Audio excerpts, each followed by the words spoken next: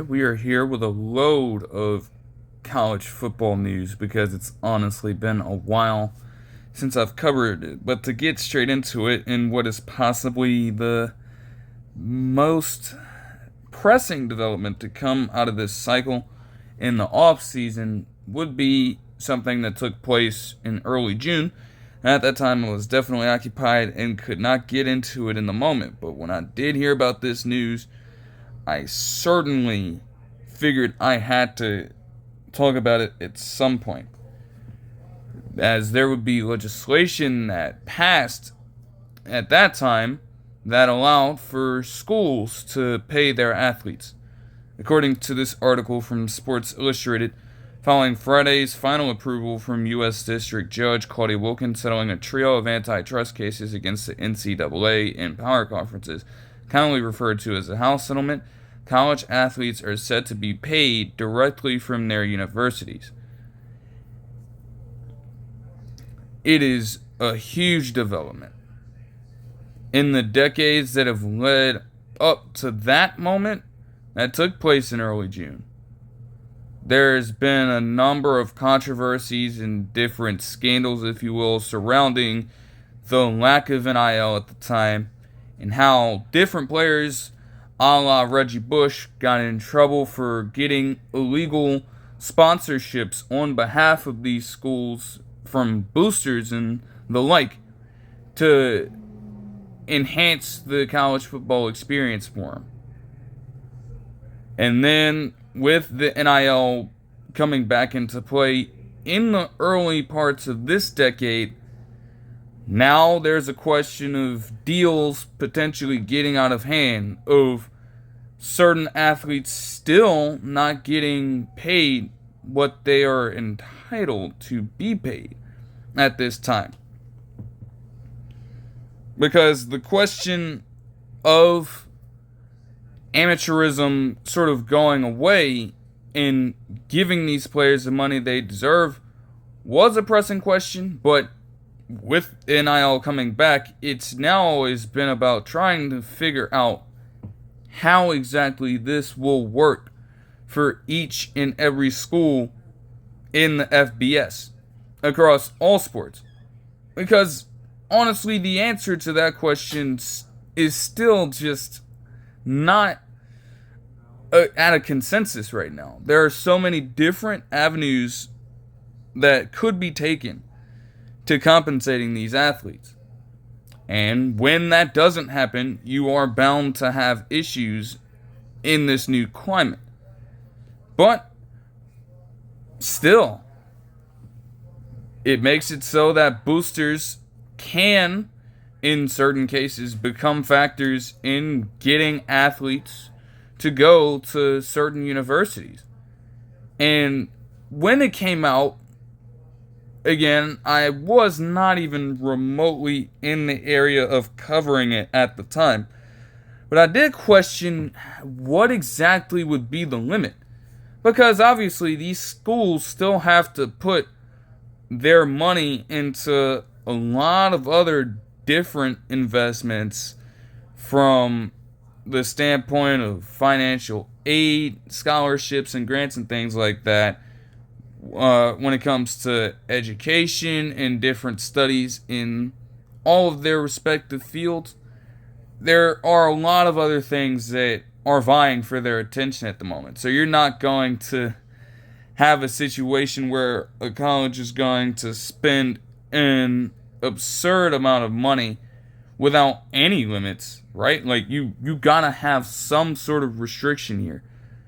Because if you allow everyone to just go completely overboard with it, then the disadvantages are still heightened, and even still, while there is some clarity on what that looks like, you still have to account for a matter of preference and prestige that certain schools may hold over a few others when it comes to finding recruits for these sports.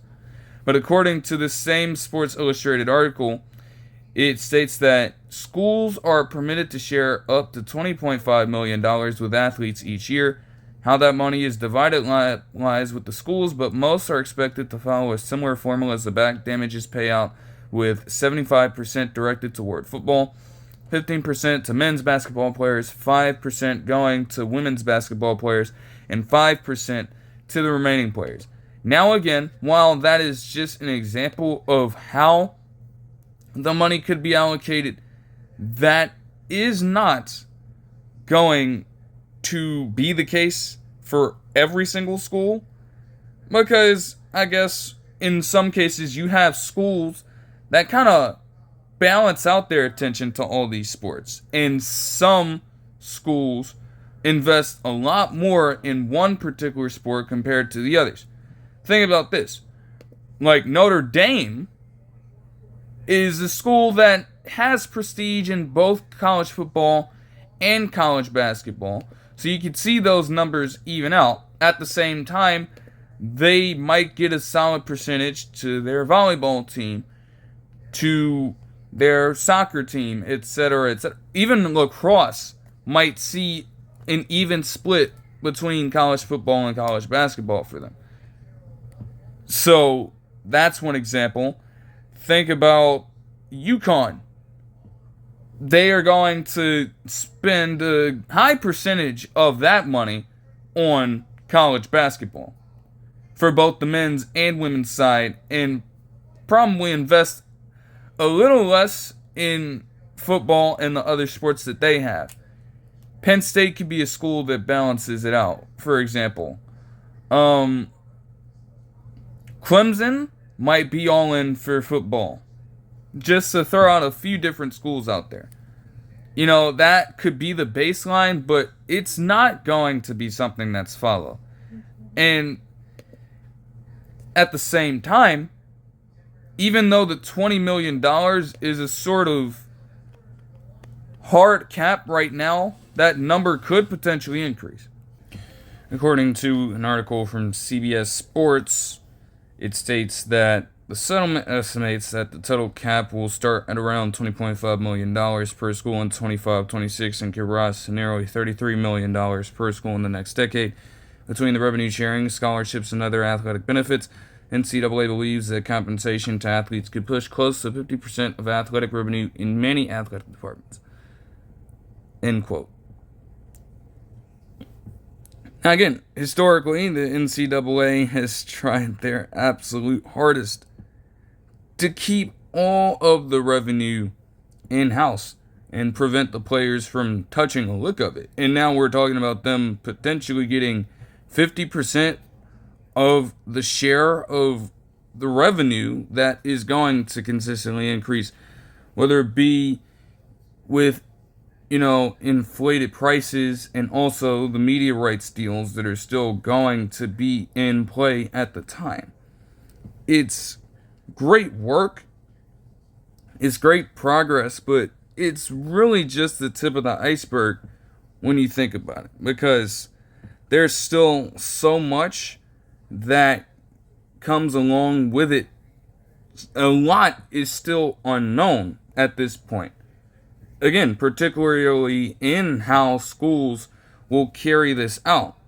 I mean, even this same CBS Sports article has a quote later on that kind of alludes to the fact that not every school will even worry about following this specific procedure.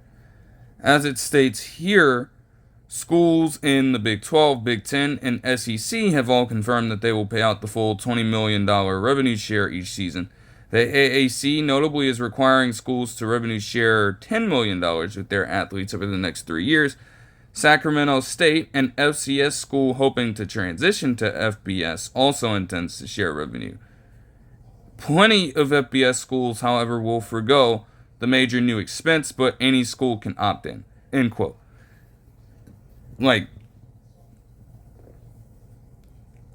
obviously, again, if certain players from these schools do ask for compensation, I guess in that case, you would have a school putting a player on their payroll in this way. But for the most part, I guess it's not something that every single team is going to be worried about. And you can attribute that to a lot of the smaller schools making up this specific portion. Because they may still have the belief, honestly, that compared to the bigger schools out here, even if the revenue share is going to be the same for everyone, at least in this particular agreement, that is not the case overall as it stands in the college football landscape. Because certain schools, especially with specific TV deals that they have made, they're going to rake in consistently more money.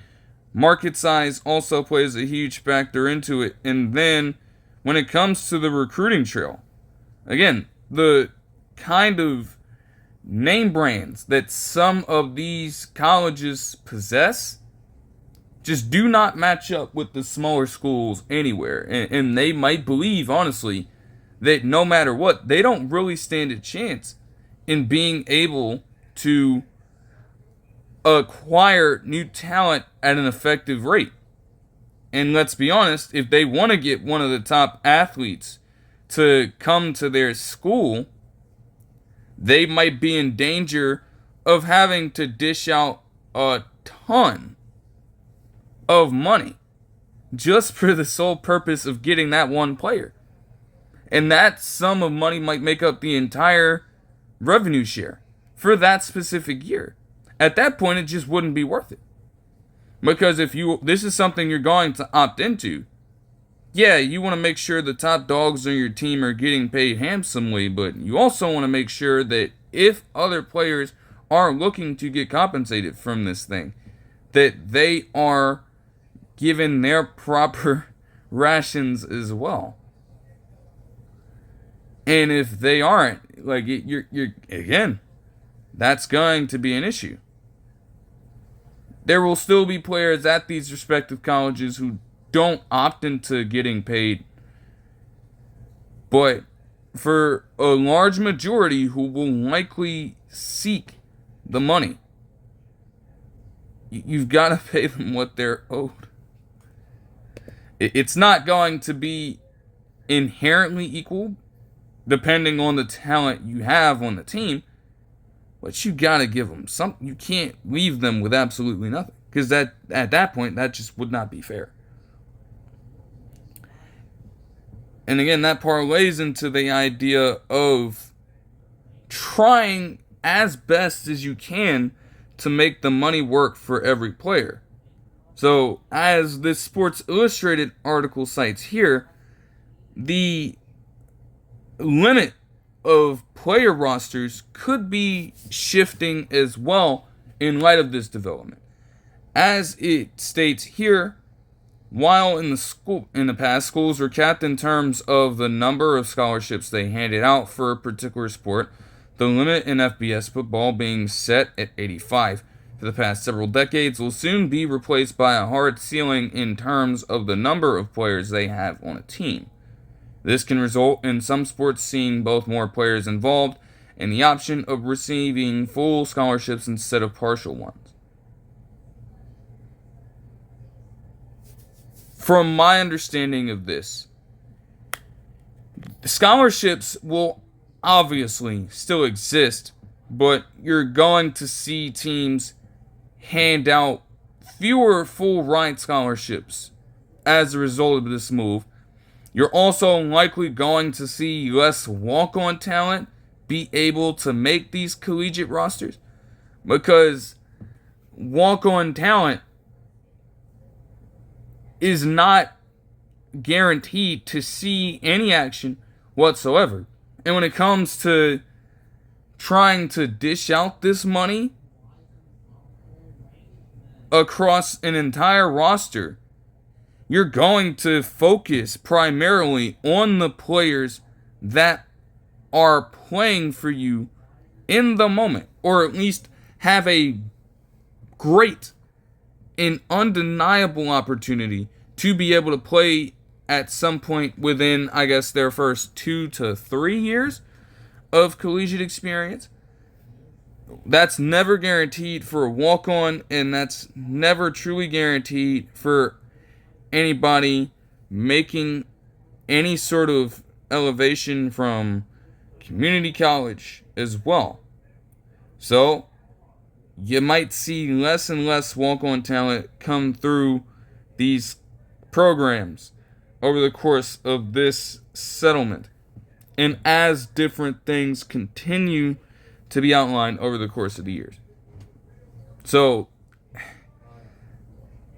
at the same time, though, if you can find talent who's going to play for you, the door in that aspect seems to be open completely. Like, any number of things can happen. It really all depends on the college in question here.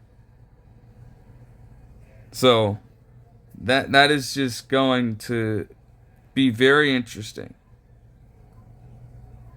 So, like, some rosters could increase their level of play, the amount of players they have, but for the most part, I would expect some to diminish. Because if every single player is looking to be paid, for instance, you gotta ensure that that happens.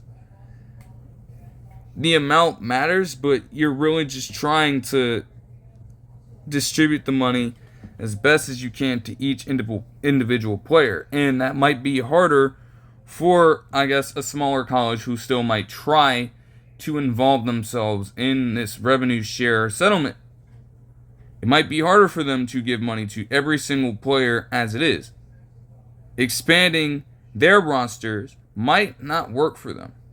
And as it states, as it alludes to, the expansion of rosters would only apply to a handful of Power 4 conferences in their respective teams. That's just not a feasible solution for everyone. It just could not be afforded. Another major question too surrounds how NIL deals will still work. Obviously, the schools are going to be paying the athletes, but they'll still be able to get different NIL deals as a result of this settlement. And that could serve as an outside form of payment. So, is that truly allowed in this settlement? And if so, how exactly is that going to be managed? As multiple articles that I'm seeing here state, both the SI article and the CBS Sports article, the regulation and enforcement of this entire thing will be carried out by a company known as Deloitte, and they're going to create an NIL clearinghouse app where a lot of that different stuff is going to be managed. As this quote states right here, however, a new wrinkle requires NIL contracts to be sent through a clearinghouse run by Deloitte to ensure fair market value based on an actual endorsement. For example, a rotation offensive lineman could potentially make six figures in the NIL era. While they will still be allowed to do that with a revenue sharing contract, future NIL contracts are expected to be far more stringent. End quote. So in essence, yes, they will still happen, but some of the asinine numbers that these schools have dished out for their athletes, again, in light of the fact that you have to try to keep every single person on your team looking for compensation fed across multiple sports. The outlandish numbers that some of these teams have dished out to some of these NIL athletes will probably decrease just a little bit. And how it's going to work is that these deals, these contracts are going to be run through this clearinghouse system to sort of gauge whether or not they will be approved and whether the contents the details of these particular NIL deals hold up in alignment with what exactly the school is trying to conduct. If they go overboard, for example, in those deals, there's a good chance that some of those deals might get shut down in the moment. I think there's a good opportunity as well that some of these deals could be run through the clearinghouse system. They might not be approved at first, but you can go back to the drawing board. Some NIL sponsors here will probably revoke these offers in those situations. I think that in cases where a specific brand really wants a specific athlete from any sport to represent them, there's probably going to be a little process of negotiation. They'll probably retool it, and I guess they'll try to get it approved no matter how long it takes. But those sort of renegotiated deals will get sent back through Deloitte, and they'll just continue to go ahead and try to see what exactly is the standing on it.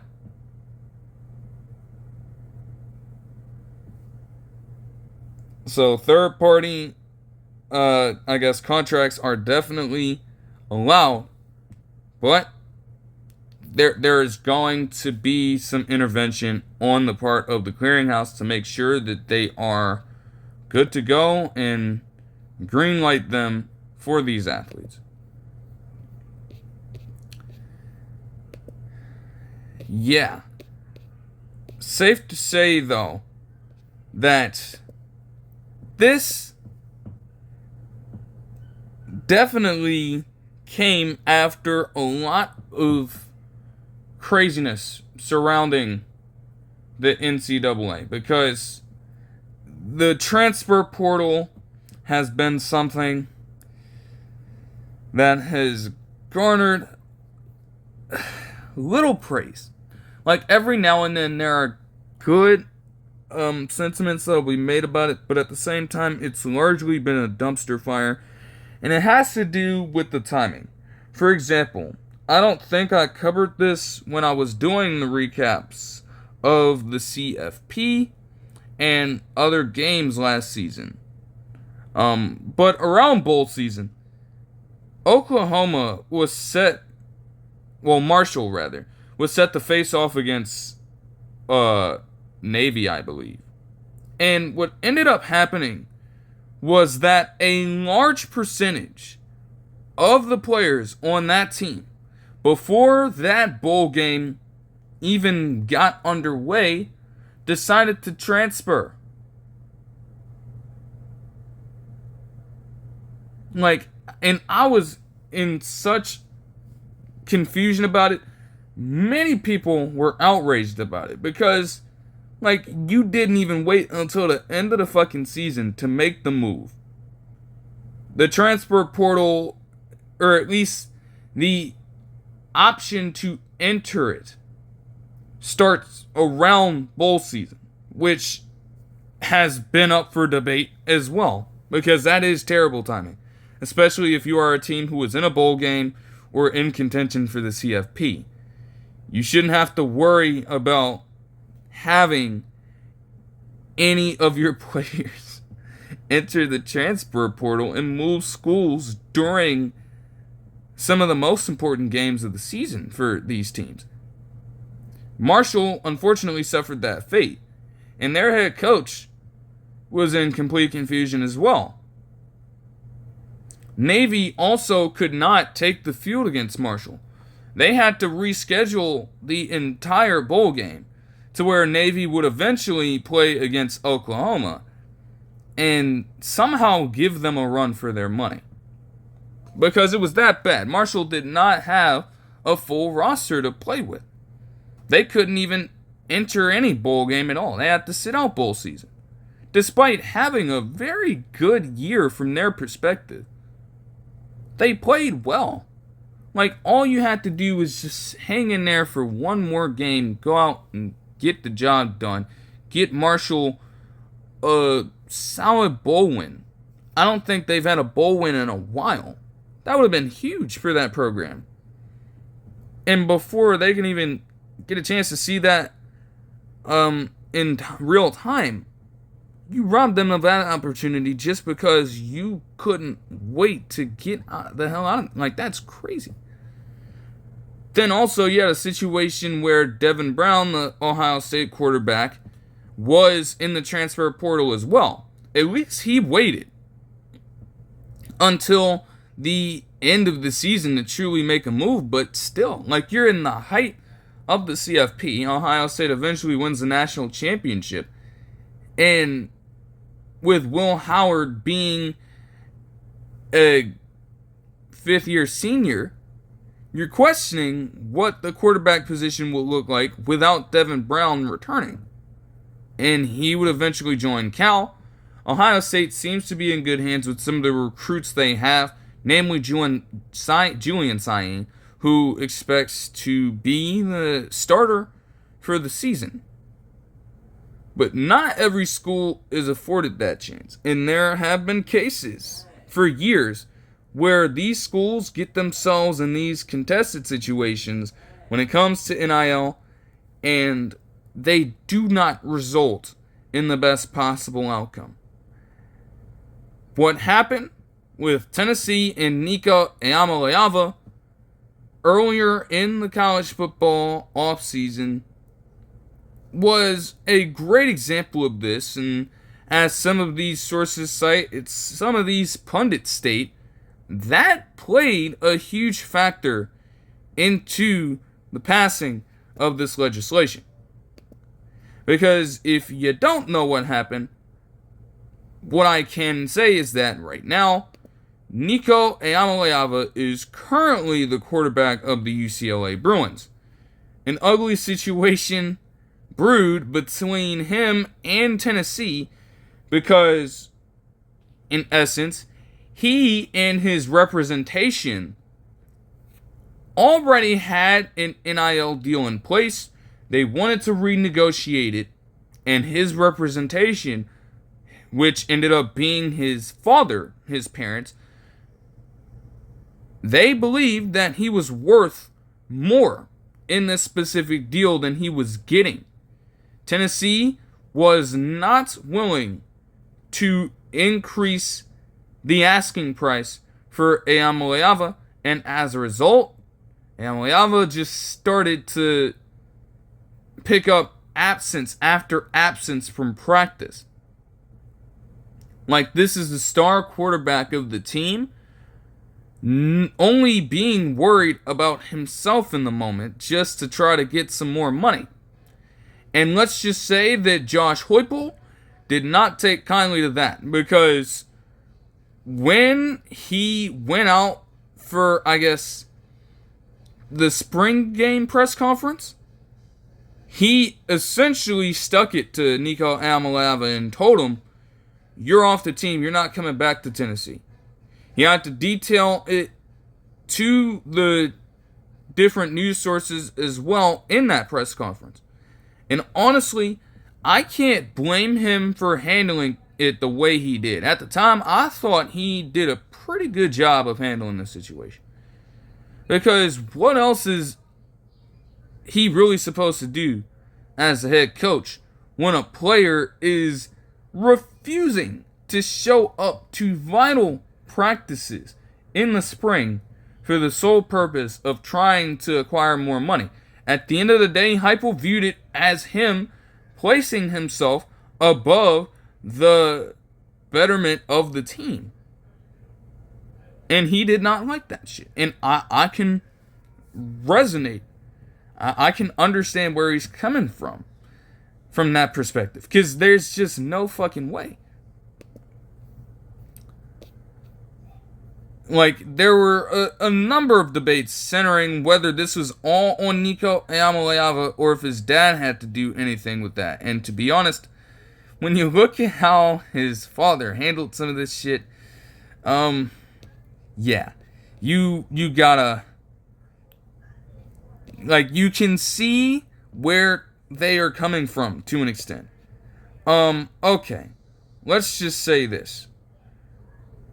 As this paragraph essentially details right here from an article from Forbes.com that kind of connects the Ncaa case to this ruling and the future of NIL contracts in general, because this was made on April 14th by Forbes in sort of the direct aftermath of it. And little did they know that this settlement would be conducted to where the schools would pay the athletes. Like, all of this preceded it, but it's still something worth looking into. As it states, though, Ncaa and his father is just the worst possible example of representation to have in this new climate. Because obviously, as a father, you're going to have him try to do everything that he can to advocate for and look out for his son. And anything that stands in the way of that is going to see him unleash a complete and total wrath on them. From that standpoint, it's understandable. But a lot of Ncaa's focus was really on the emotional side. And when you're trying to mix the business side of things with that emotional and personal component, it can get rough. As the quote states right here, Ncaa's father may have also created a public relations issue for his son by attacking on social media the reporter who first shared rumors that his son was holding out for more money and potentially entering the transfer portal. As the post from the father of Ncaa himself stated, more games being played off the field than on the field. Bitch, Nakos from On3 Sports called and asked me directly. I told him I had no idea on what he's talking about. He said his close source that he trusts with his life from the University of Tennessee staff gave him this information. So y'all can ask them what's going on, because it ain't from us. End quote, and end quote to the overall passage here. And honestly, when you're doing that, like, to an extent, it's a father defending his son from what could be considered to be a rumor at the time. There was no knowledge on whether or not that was true outside of, I guess, circles at Tennessee. But at the same time, to approach it in that way certainly gave him less and less leverage at the time. Because what school, what program would want to deal with that from your representation? So the entire settlement kind of encourages the notion for more professional representation to take hold in these situations. Again, agents and different, like, members of these programs are not always trusted, but at the same time, as the article states right here, and it's not even wrong to say, professional representatives often bring valuable market knowledge and negotiating leverage that family members simply cannot replicate. End quote.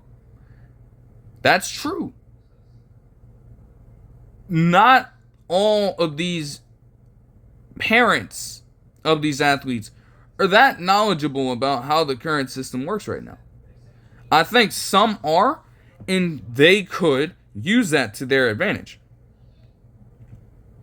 But when, again, you're leaving out all of the facts, you're not even aware of all of the trends going on with the quarterback aspect of NIL compensation, and you're incorporating this emotional component, it's just going to hurt more than it helps.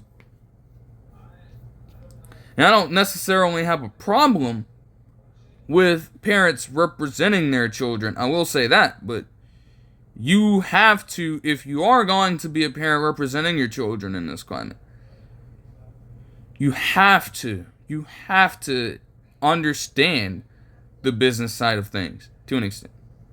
You know, you got to start doing your research and looking into how the trend continues to evolve, not even just in college football, but across any collegiate sport. Because, again, even if you might believe that your child is worth a certain amount of money at the same time, you have to kind of reserve that settlement and look at a number of other factors before you even reach that standpoint. And only then can you truly come to a mutual agreement on one. So when you think about that situation unfolding before they even reach this settlement in the house, you can imagine that this is probably going to be an issue that will continue to rage on. As both the Sports Illustrated and CBS Sports articles state, it's likely not over. Far from it, in fact. At this point, I've tried to get a look at some of the individual ones, but there have been a number of lawsuits following the House settlement in specific districts like California, Northern California rather, relating to this. There are going to be other players coming out looking for their compensation and potentially getting themselves in lawsuits as well. I just watched something where on the College Game Day podcast for ESPN, they were talking about a case involving Wisconsin and Miami where potential tampering was involved. This was a few weeks back. I would have to see if that case was settled. But again, there's a lot to unpack. So there's just no way, between all that we don't know at the moment and a number of other things that could still develop behind the scenes, different rules could change in time. They could be tweaked. This is not the end result, but again, it is the start of a new era in the CFB landscape. Or at least, because it still deals with NIL, it now kind of heightens this modern landscape and all of the influence, all of the change it could potentially foster in this particular climate at this time. But again, with everything going down, this is far from the only thing that has been taking place in college football over the offseason. The 16-team playoff that was proposed last year is still something that is in play for the college football season after next. However, there have been a number of roadblocks apparently in order to get there. As I was searching up, because I was trying to make sure that it was still in the works, and it was. But according to some of these headlines here, multiple articles are stating that they have to get back to the drawing board on it, and that they have to kind of rework the formatting, because let's just say that if they were to stick with the potential implementation proposed just a couple of months ago, it would not be fair at all. Apparently, the Big Ten proposed an idea. The SEC was involved too, but the Big Ten were the main proprietors of a potential idea that would see 4 teams from both the Big Ten and the SEC in this 16-team format get automatic bids.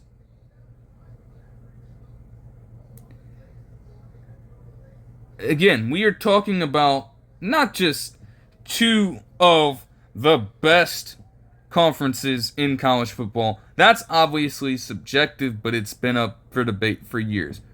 We're not even just talking about it from that standpoint. We're talking about 2 of the largest moneymakers when it comes to conferences and some of the teams in these conferences as well, with the relocation also now being a factor as well in the entire nation. And you mean to tell me that there is an idea for conferences that already have a number of advantages in pretty much any way you can think of to own half of the bids, and all of them are guaranteed? No. Initial proposals had the idea of a scenario where 5 teams had automatic bids, and obviously that number could diminish, but essentially 5 conference champions would get bids, and 11 teams would be at-large selections. That is still something that could happen.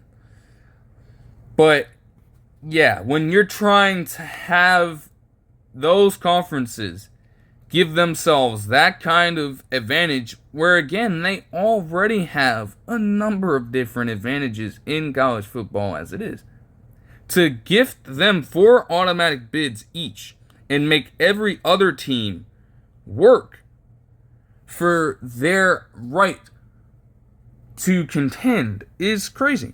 And not to mention, even with those automatic bids, there's still a chance that other teams from the conference could sneak their way in, depending on a number of different factors from the CFP committee. That those criteria change every season for them. They're not really consistent.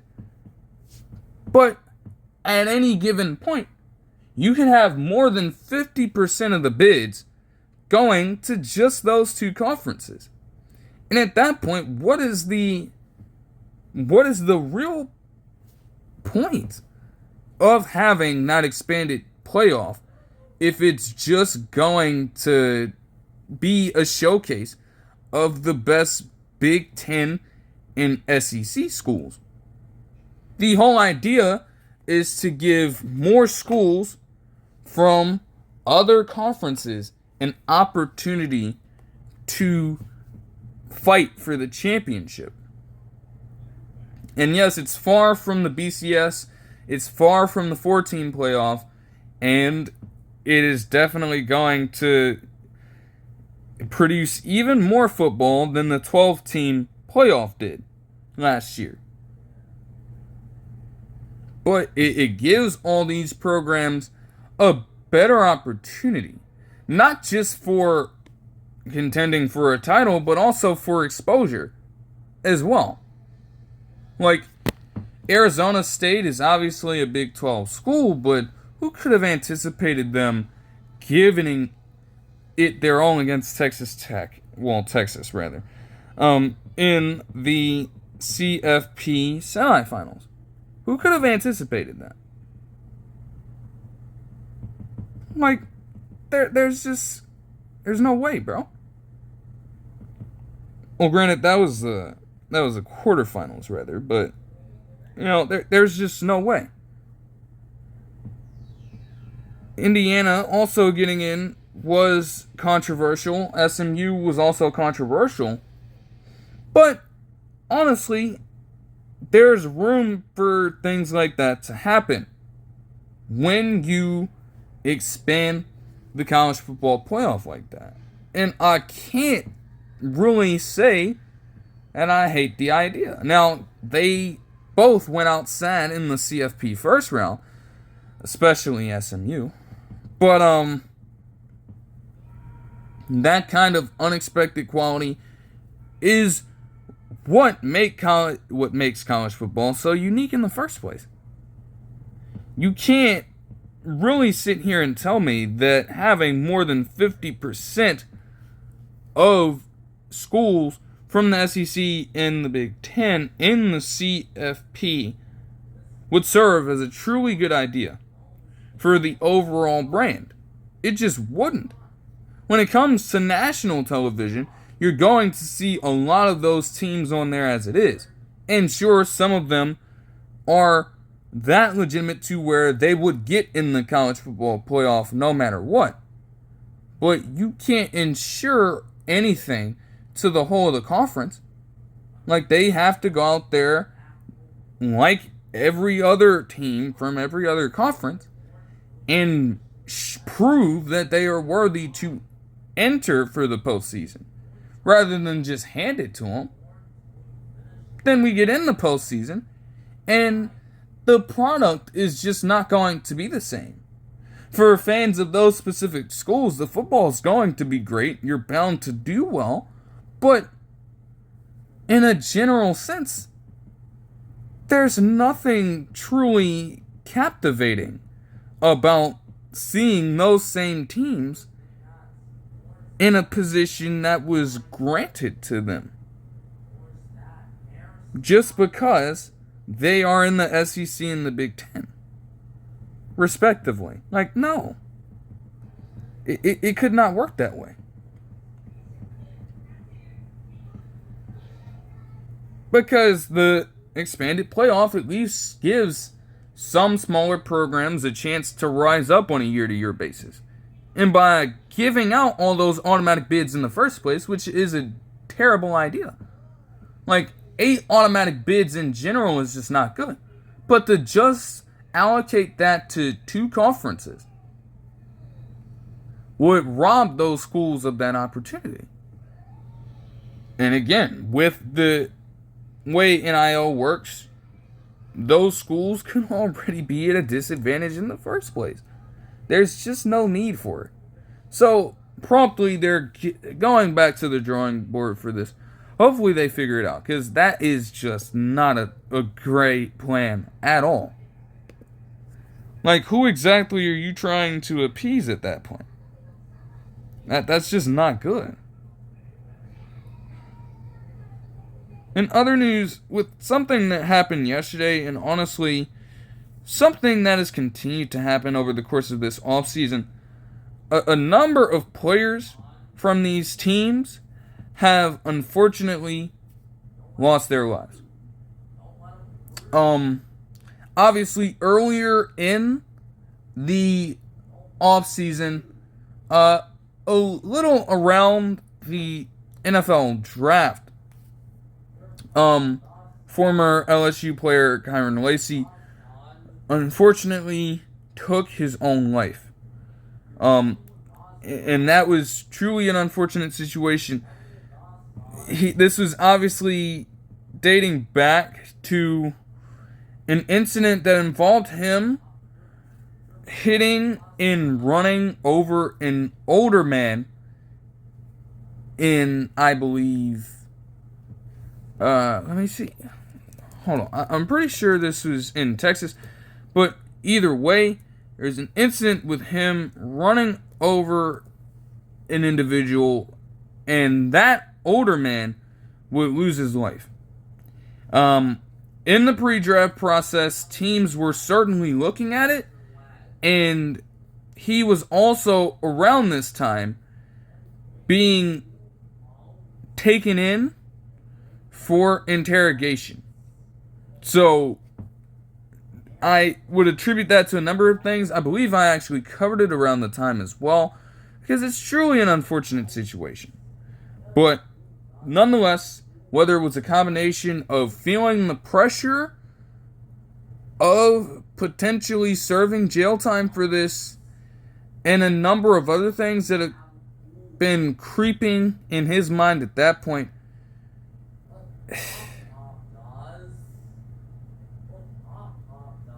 he found himself in that situation where he just pulled over, stopped in a house, and took his own life. It's truly an unfortunate situation. Yeah, this happened in Louisiana. This incident that I was talking about, when it came to him getting in a car crash with a 78-year-old man at the time.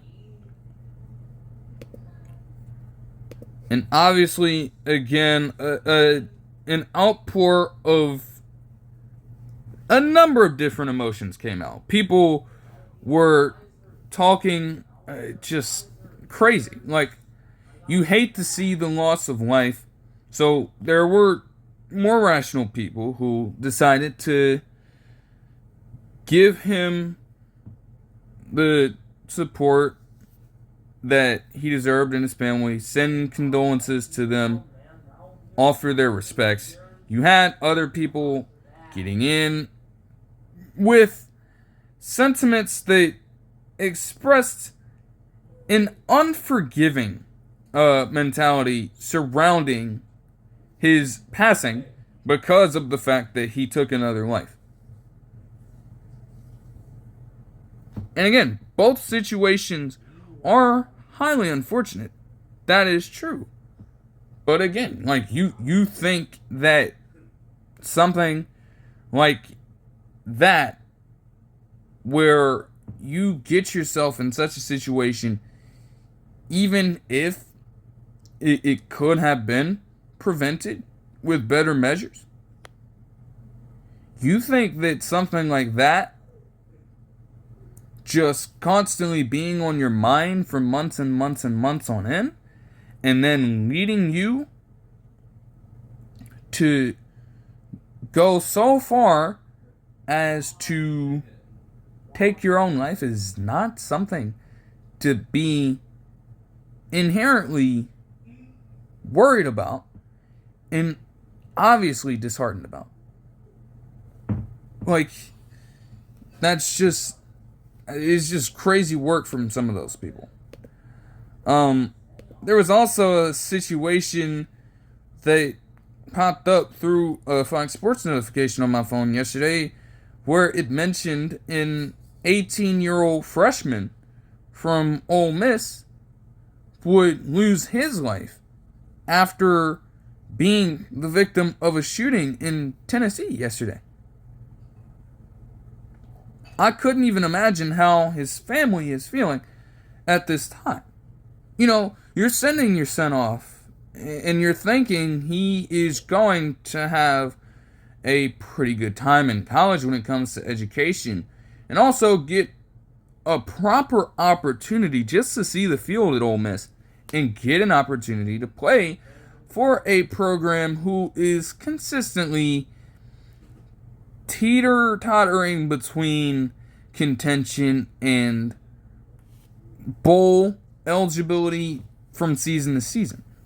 Like, this is a player who could have had, in the right context, tremendous impact on that team. And as a general student, as a general presence at Oxford, could have been a pretty likable person on that campus. And yet, both of those opportunities are just swiftly taken from him in one fell swoop. Now, all of the details surrounding it are still unknown to me. I don't know what his specific involvement would be. I can't even necessarily tell you right now that this was a situation where he was caught in the crossfire, although it's very possible right now. But regardless, like, that young, just 18. And you don't even get an opportunity to live out those full experiences because of that. He also is not the very first. Again, I think there was another player who got themselves in a situation where they lost their lives due to a shooting as well. And he has not been the only freshman to just flat out lose his life during this time. Flat out, like, legitimately. Like, entire players are just going through this right now. And it's not a good thing to be seen. Like, multiple of these things have happened. Again, not all involving shootings. Some just, like, spur of the moment, unexpected situations going on. And it's highly unfortunate. You wish all of these families who are dealing with this and have dealt with this over the course of this time, you just continue to send out your condolences and prayers to them. I really don't know if some of these parents will ever be able to recover from some of these things. Like, it's damn crazy. Like, they go out, they do whatever they have to do in order to provide for these kids. And they've done the hard part. They get to go off and potentially watch these sons of theirs do some great things in these respective colleges, on and off the field as student athletes.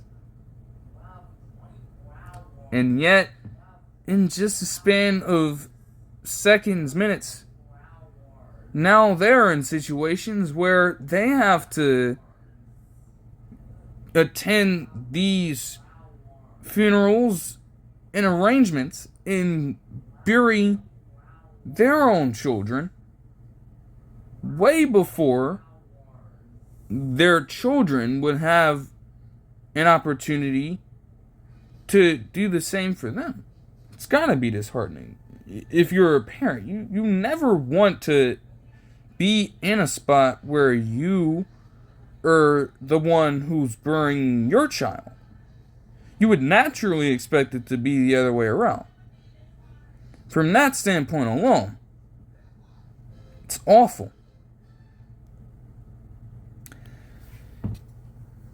When it comes to something on a lighter note, though, different schools would elevate to FBS Division I play. Louisiana Tech, as a result, would move over to the Sun Belt Conference. In the Conference USA, you would have two schools from the FCS. Delaware and Missouri State become parts of Division I football for this season. As a result, they will not be eligible for any playoff contention, although I'm not expecting that from either one of these schools. But at the same time, they're both solid. Delaware has been one of the more prolific FBS or FCS schools in the course of their entire tenure. They've had success, so to elevate at this time, it was always something that was due for them. I don't know about Missouri State so much. They have had a losing record in their entire program history, but they have found recent success over the years, and with that trend, I guess Conference USA was willing to give them a chance as well. So that's pretty interesting. It's gonna, be a wonder to see how they'll do next season. I can't really give an estimate on that right now. But hey, that's pretty cool, to say the least. What is also interesting as well is that something came through my phone around noon, essentially. And it brings further closure to a situation that had been developing over time. Because although it had been developing over the last few months, I hadn't really got around to covering this either. BYU quarterback Jake Retzlaff had been in a situation where he was accused of SA, and originally it was looking very bad for the man with some of the details that came out. Now, eventually, last month, his case would be dismissed without prejudice, meaning that they could no longer revisit the case past that point. He was not found guilty on anything, although he did personally admit that he had consensual sex with this woman in question. And let's just say, being a person, student, or athlete at a program in BYU that is a historically religious university when it comes to the aspect of Mormon culture there. They do not play around with the premarital intercourse. They do not do it. It is something that is, I'm not going to say a crime, but it is just not something that is preached in that religion. And as a result, based off of that, they have an honor policy there, which prevents any such act of that from happening, or they will face some form of suspension. Retzlaff had the option of returning to BYU, and honestly, it would be likely for him to do so. He put together a fine year last year. But if he did return to BYU, what would happen was he would be suspended for 7 games next season as a result of violating this honor code policy, if he were to return to BYU. And in his position as a person who could be entering next year's draft, he could not afford to miss that time. So what he opted to do instead was enter the transfer portal. And per that report from Fox Sports around noontime, Jake Retzlaff is going to Tulane. They were in the market for a quarterback, and to get Retzlaff in the transport portal is not a bad idea. I mean, we are talking about a player in Retzlaff who, again, put up solid numbers last season. And when you can get a quarterback like that to replace their former quarterback in Ncaa, who transferred to Duke this offseason as well, you gotta take that opportunity. You just can't pass up on it. For Retzlaff last season, he had 20 touchdown passes and 12 interceptions in what looks to be his first full year of play. He's going to be a red shirt. Well, maybe not a red shirt, but at the very least, a junior. So he'll already have the experience needed to hold down the fort in that offense.